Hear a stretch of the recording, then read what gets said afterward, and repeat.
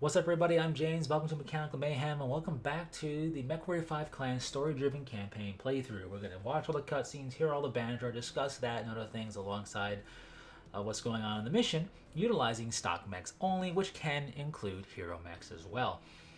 Just no personal custom builds here or changes. So we're on part 23, trucking right along here on Courchevel. We have, prior to this episode, last episode, discovered that the ISF, the Intelligence Bureau, if you will, of the Draconis Combine, has entered the chat, right? They are here, and they are officially known to be here now, and who knows how long they've been directing the local militia that we've been fighting on Courchevel since the first two missions where we took down the Ashland regulars. So we aim to find out more. Strap yourselves in, prepare for drop. Let's bait that hook. Everyone, before we begin, I have an important announcement. Hours ago, we received word that Galaxy Commander Dieter Osis and the rest of Beta Galaxy failed to take the world of Volcott. How? Based on our preliminary after-action report, the DCMS set traps prior to the battle. Osis was baited right into them, attempting to take out the enemy commander, Hohiro Kurita. Wait, the same Hohiro that escaped Turtle Bay? Af. To make matters worse, Osis's Batchaw was accepted only after Kurita negotiated special conditions, including an agreement that Volcott would never be the target of further Jaguar attacks, as well as military material, which included Omnimex and elemental suits. No. Even against freeborns? He could not have been that stupid. Unfortunately, he was. For his failure and incompetence, he was summarily executed after the battle. Sakan Sarah Weaver has now taken direct control of Beta Galaxy. I know many of you have further questions, but they will have to wait. We have other important matters at hand. What is next, Star Colonel? After what we found at the RBD depot and what happened on Volcott, we now know that House Kurita's primary objective is to secure further samples of our advanced technology. But the real threat remains the ISF. As long as they direct the Courchevel militia, they will continue to try and acquire our tech. What will we do? Bait the hook. One that is too tempting for the ISF not to come out into the field to oversee the militia directly. With the help of Comstar, we have leaked plans for an unguarded supply and personnel transfer into Courchevel's lucrative mining fields, executed by unarmed Igor cargo haulers. In reality, the 362nd will take position days ahead of the scheduled flight. If the militia go after our cargo carriers, we will spring into action and collapse on them quickly, targeting their leaders. How do we know the ISF will be there in the field? Combine Doctrine will often see ISF agents attached to such operations to ensure the cooperation of planetary forces, and to guarantee that the interests of the Combined State are secured by the right people. If the militia strike, the ISF will be there too. If all goes to plan, the ISF will dispatch a sizable force to try and capture our assets. Each of your stars will be given a theater assignment. If they attack, we will initiate a simultaneous strike and target any command mechs we see. Good luck, everyone. One of the rare instances in which we get actual help from Comstar's demo presenter there in terms of something useful and not completely double-sided, it seems. Which is because the Comstar is not really caring about Draconis Combine or any other of the great houses. The actual goal for Comstar is to rule themselves. So if their enemies get worn down by fighting us and we get worn down by fighting them, it works in their favor. So, maybe still double-handed, but at least it's like outright info that actually makes sense and feels credible for once, right? What's also crazy is that we bait the hook with live bait, with real bait, right? Like, this is not like empty containers. This is actual tech that they could get their hands on, which I think is kind of crazy. I guess you gotta make it real tempting, so if they do get close enough to scan, they don't realize that it's a trap. It just, I don't know. Maybe not have actual lucrative tech potential being stolen, right? So you see one of the stars in position. It's a full-on light star. You know, at this juncture, it's great for rapid response, but we're gonna do some heavyweights. So I took a Warhawk, and that's the only difference to this star. Uh, I really like the Warhawk Prime a lot. The targeting computer feels good in this game. It's in a lot of builds, and I have a reprime that in which we don't keep it. It's not really needed, honestly, but I do feel like it does help, particularly with cockpit kills. I don't know, it could just be purely a coincidental thing, but I feel like I've gotten a higher level of cockpit kills with targeting computers than when I don't have them.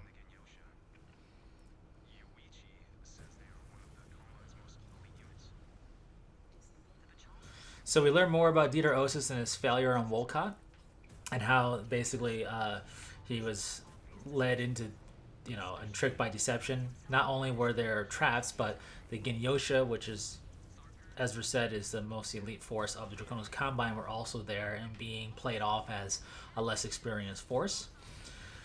So this is not something made up for the game. Like, this is part of the actual lore, as I overheat myself a little bit. Wolcott is the first loss that Smoke Jaguars receive in the invasion.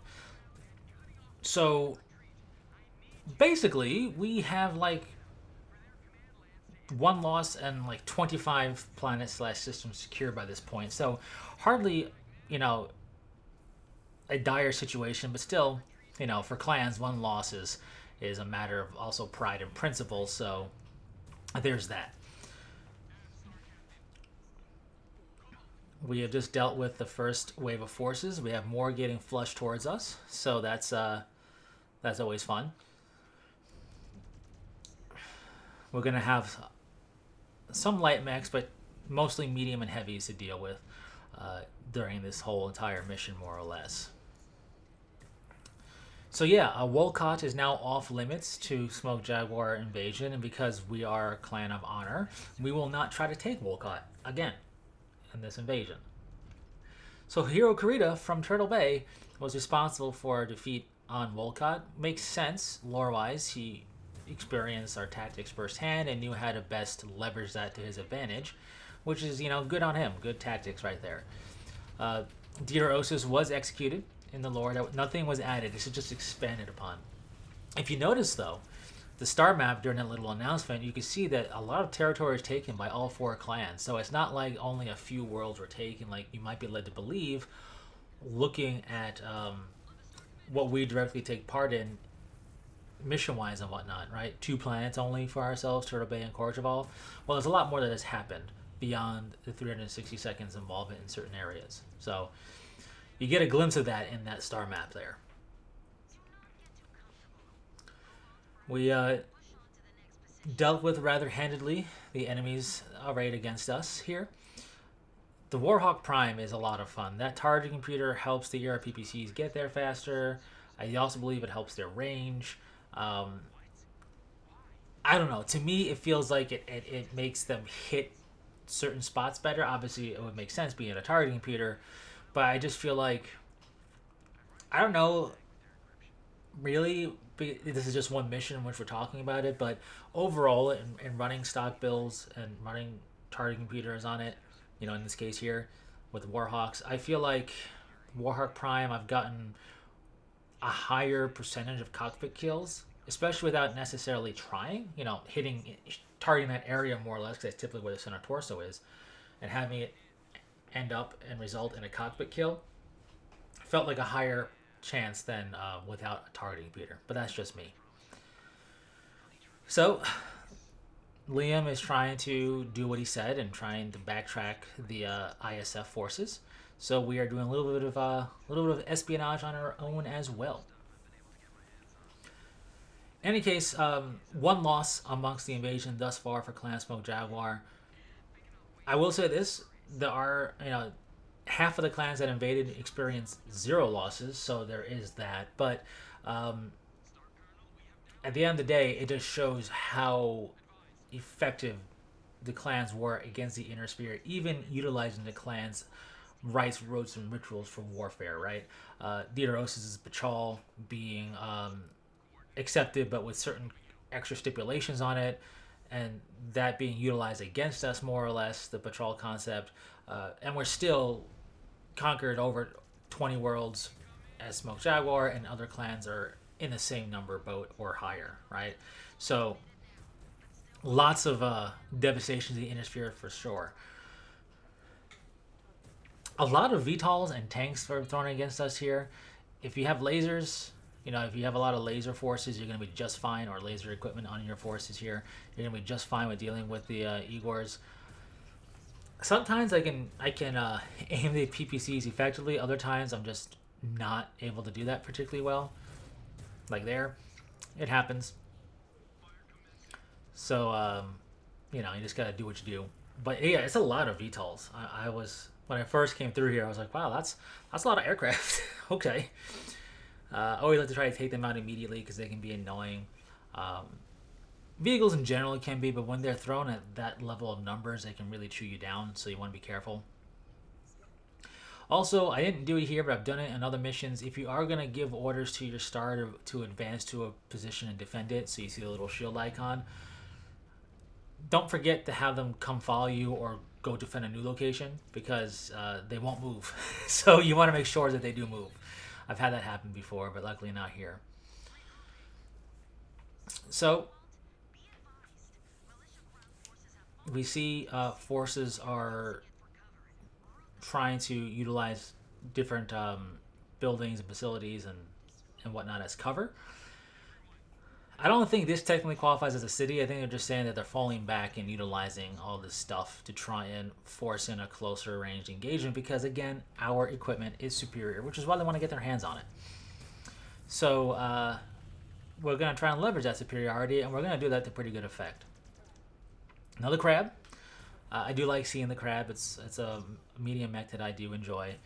We have an Orion. Orions are decently tanky and can be quite annoying, so I like having my star deal with Orions. Orions, Hunchbacks, and things like Jaeger mechs, things that can either fire a consistent barrage of like low strength autocannons or have a massive autocannon in there. I like to try and prioritize to at least cripple, if not outright destroy, because, well, I don't want to get hit by that stuff. That's never good. So we try to prioritize that. I don't know what's going on in terms of being shot or taking damage, but I've had several times where you can see, according to the damage charts, my cockpit's taking some hits. I feel like the enemy AI gets pretty lucky with that a lot. So that's never fun. So here's a Blackjack, and I have my Timberwolves here for support. We're going to basically bait them to come out at us, because that's kind of like a trigger for getting more hostiles to come at us. So we want to get them to come out. We don't want to be caught by that Hunchback, for example. We don't want to be up close and personal when those mechs come out. So we're just basically leveling this area and taking out enemy forces at the same time. There's some turrets that we're taking out, and we get a little bit more exposition about clan fighting and Hejira, which is basically offering you a means to surrender honorably, more or less. This is what Naomi's saying is like a real fight. You fight to the bitter end, and that's what they're doing here. And we need to get used to that, because we've been facing spheroids and never been in this situation really too much against them. Why such the high level of intensity of fighting to the bitter end? Because the ISF are involved. So prior to this, we were facing forces trying to defend their worlds, right? As they were militaristically, intended to do. But, when the odds were stacked against them and everything else, they would either destroy it or surrendered. So now with the ISF involved, it's a different beast, right? It's like the Planetary Militia, which is, I don't want to call it a ragtag force, but it's a very localized force for this planet only, and the remainders of the Ashland regulars are now being led differently. I shouldn't say differently. They're being led by a force with a very specific purpose, and this purpose is driven by that intelligence agency, of course, and the intelligence agency is looking to gain access to our technology. So it's beyond just trying to bleed out the enemy, it's beyond just trying to defend. So now they have a coordinated objective that the ISF is going to use the local forces for. They're going to drive them in a much more organized, deliberate manner, which is why we see what's going on with the local militia, and probably why we have seen them attack and do certain things where they have in the past. So Voices of the Past is the first time we discover the ISF is involved, but it probably, more than likely, is not the first time they were involved. Chances are the entirety of the militias fighting against us after we crushed the Ashland regulars in the first 2 missions was driven by the ISF, and we're just finding out about it now. So that it's just definitely some food for thought, because for a local militia force, they were pretty decently equipped, or being equipped pretty well, because Luthien Armor Works is the capital world, and it's their massive mech production facility on their capital world, and that would definitely make sense for the ISF to take stuff from there and bring it to them, through sources and whatnot that would not link back to them. And their deliberate counterattacks and bolder counterattacks against us, I think, was a nice kind of nod to the point that this isn't a typical militia force being, led or in a typical militia way. So I do like that. So I just repaired, and I got pretty well beat up by everything here because they raid a decent amount of stuff at us for sure. So thankfully, being an assault mech, I'm still pretty okay. And I'm going to definitely hang back and utilize my super range advantage of being a walking ERPPC turret because, well, ERPPCs are my jam. But yeah, I like the way the Courchevel kind of campaign is laying itself out now, right? In the beginning, we were just facing another military force. We defeated them. We had them surrender. Elements that did not surrender, alongside elements of the militia, were fighting against us. And then it was specifically stated in one of the missions that we are facing bolder, more confident militia, which would definitely make sense if all of a sudden the ISF started taking direct command of them to try and get our tech and whatnot. So I really do like the progression of the campaign here. When you really start thinking about it, you take a step back of the developments, and then we learn about the ISF and Voices of the Past. It starts kind of meshing together and becomes a different fight than what we experienced even on Turtle Bay and in the opening stages of Courchevel. So that's pretty cool. Anyways, we just learned some more exposition that the Ilkhan has forbid trials of grievances against one another during the invasion, because we apparently insulted, right, the leader of the other star, and I really like the way he said it. It's like, I would fight you over such things. It's I don't know, I really like that. That was funny. So we're entirely right, though, because this is a bunch of mediums and heavies, and the star that we are supporting is a bunch of lights, Mistlynx and Arctic Cheetahs. While they are effective, and if you consider the fact that they do have flamers and stuff they can utilize to really limit the amount of firepower being arrayed against them, they're still in quite over their head. I'm not sure if they were supposed to be like this, or these were stand-in mechs and never got changed. But yeah, we are really the ones here to dish out the damage where Brass Star is Arctic Cheetahs and Mistlynx. I don't get it. Originally, when they passed ship, they were not in Beta Galaxy colors. They are from Beta Galaxy, but I think they were either in Alpha or Delta Galaxy colors. I don't know why, but that was a mistake, and they fixed that in one of the hot fixes, so that's kind of cool. That's why you're seeing the appropriate colors for them in Beta Galaxy colors. And that would be, I guess, theoretically the colors that we would be utilizing as well if we weren't using my custom Clansville Jaguar scheme, because, gotta look cool, right? So, in any case, we see Thunderbolts, we have aircraft. What is nice is that, being that they do have Mistlynx and Arctic Cheetahs, they do have tag lasers, so we're able to kind of use that ourselves. There's some pretty quick and capable lock-ons for our missiles, so that's pretty nice. But yeah, this is a lot of tonnage for that star to take on its own. Apparently that star also flushed things towards us, so bravo to them. But And in essence, they are showing us how it's done because they are way under tonnage in comparison to us, and they came in here just with that energy of we got this, which is typical of clans. And given the technology, they are not as just completely outmatched as you might think, given their tonnage. But truth of the matter is, especially with this leper coming in with the tonnage in there, they would be completely outclassed by all this. So we gotta be real. But yeah, that's a battle master. That's an assault mech, right? Plus we have Igors and stuff. So we have things coming that really are beyond that Brass Star's capability to deal with at the end of the day. And I am just not landing my ERPPC shots on these vehicles, aircraft and whatnot. Anyways, we are approaching the end of what I call the act, if you will, for this act of Courchevel anyway. And if you were to array the campaign into different acts, as it were, every time the map resets, so you have all the prior missions gone, we can call that an act. And thus far, it's been associated by, I guess you could say, going to different planets. So Santander was its own act. I don't count Huntress because it's a tutorial arc. It's just 2 missions and just meant to get you acclimated with the game. So that's kind of like your pre-act, your preamble. Then you have Act 1 of Santander. Act 2 is Turtle Bay. We're in Act 3, Courchevel Part 1. Act 4 is going to be Courchevel Part 2, and then there's an Act 5. So we're approaching the end of Act 3. This isn't it, but we're getting there. So we downed this lance, which definitely seemed like was a command lance given the tonnage that was arrayed against us. And as such, there's got to be some valuable data potential in here, so we're going to scan it.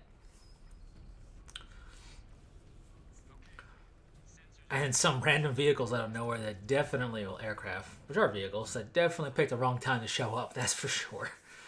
But yeah, I really like this act, if you will, of the campaign. It starts off pretty traditional, and then we find ourselves fighting a militia force that's grown more tenacious, despite the fact that we've been bloodying them.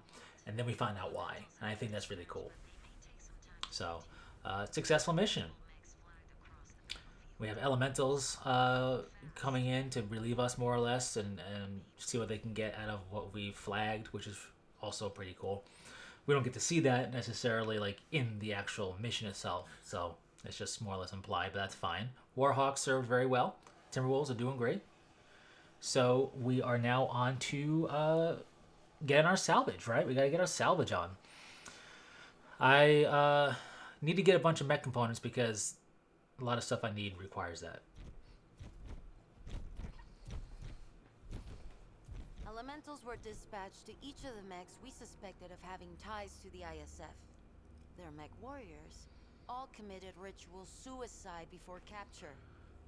The Watch is evaluating everything they can from the wreckage, but so far, they have come up completely empty. I might have something. We do not know for sure yet. Trust me, Jaden. I have something. Let him speak. Okay. So, back at the RBD depot, we found encoded transmission packs belonging to the ISF. On my own, I have attempted to chip away at the encryption to see what the data packs contain. But without an encryption key, it is nearly impossible. And why would you do this? That is not your job. That is what the Watch is for. Forgive me, Star Colonel, but what I do in my free time is my business. My star took the data packs as a Sorla, and I do not believe the Watch to be capable of this task. They are still freshly formed and often provided inaccurate intel back at Turtle Bay. They seem to be far more focused on recovering materials from the old Intelser outposts in the periphery than validating intel we find in the field. Very well. Continue. We need a key to crack the encoding, so I wrote a program to scan for anything that would fit that description in their mech systems. We got something off our fresh kills before anyone could tamper with the data. What have you found? I do not know yet. We were not lucky enough to get a full key, but I think I might have broken enough to backtrack the message to its destination. I need more time to know for sure. You will get it. I will task the Watch to support you in your efforts. Star Commander Jaden, I am taking direct command of Mechwarrior Liam. And I will temporarily assign Alexander Hoyt to your star, and he will wait for you in your barracks. So prep and ready yourselves for immediate deployment the second you find anything of value. Star Colonel. Good job, Liam. Thanks, Star Commander. Big moves, big plays. So yeah, saw some elementals there. Always cool to see them. And we get further information on what's going down. So we no longer have Liam in our star. And while in our barracks, we won't actually see Alexander Hoyt there because he's more or less being temporarily assigned to us. That's more just saying, hey, you know, this guy's now part of your team. So we have a full star. So pretty cool. I like the back and forth there and that cutscene. I actually rather enjoy that cutscene. We see the contraction thing pop up with Liam and he corrects himself, and then we see just the whole kind of, there's some tension in there, right, with the Watch, and you know, that's not your job and what I do in my free time. It was pretty cool. I just like that scene. It's not anything crazy. It's just a nice setup for how things are, and shows Liam's capabilities and somewhat brashness as well. So we do not have Hoyt here, but he is going to be in our star, and we're always going to look at the barracks. The reason we're always going to be here is to double check what we can do for upgrades on our star with their experience. Because we are done with evasion, right? So that's pretty cool. We can actually get our star more in line with their capabilities, as I've been doing, and I do try to give them mechs now more in line with their capabilities whenever I can, which isn't that hard to do. So pretty cool mission. We're moving on. Like I said, we're approaching the end of this act, if you will, this leg of the journey. So thanks so much for stopping by, and until next time, take care.